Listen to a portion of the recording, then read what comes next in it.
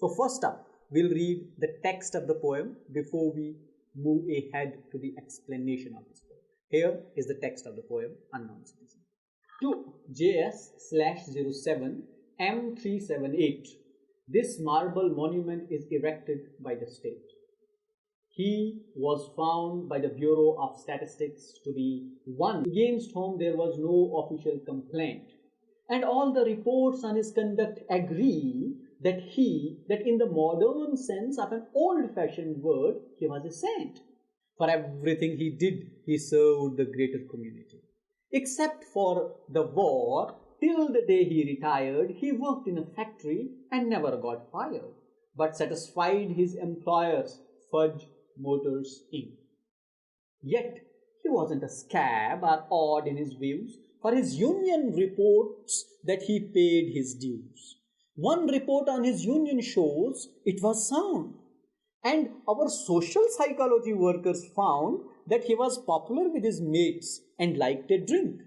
The press are convinced that he bought a paper every day, and that his reaction to advertisements were normal in every way. Policies taken out in his name prove that he was fully insured, and his health card shows he was once in hospital but left it cured.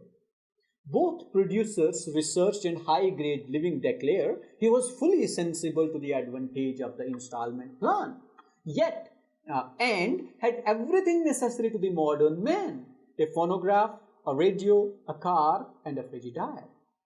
Our research into the public opinion are content that he held the proper opinions for the time of year.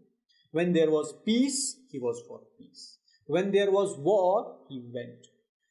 He was married and added 5 children to the population, which our eugenist says was the right number for a parent of his generation. And our teachers report that he never interfered with their education. Was he free? Was he happy? The question is absurd. Had anything been wrong, we should certainly have heard. That was the text of the poem, The Unknown Citizen by W H Auden. Now, in the next section, we will deal with the detailed analysis of this poem, or line-by-line analysis of the poem. Though line-by-line analysis of this poem will not be that difficult, but reading this poem superficially would be of no use. If you are just, reading these lines, taking out the meaning of those lines, it would be of no use, because these are ironical in nature.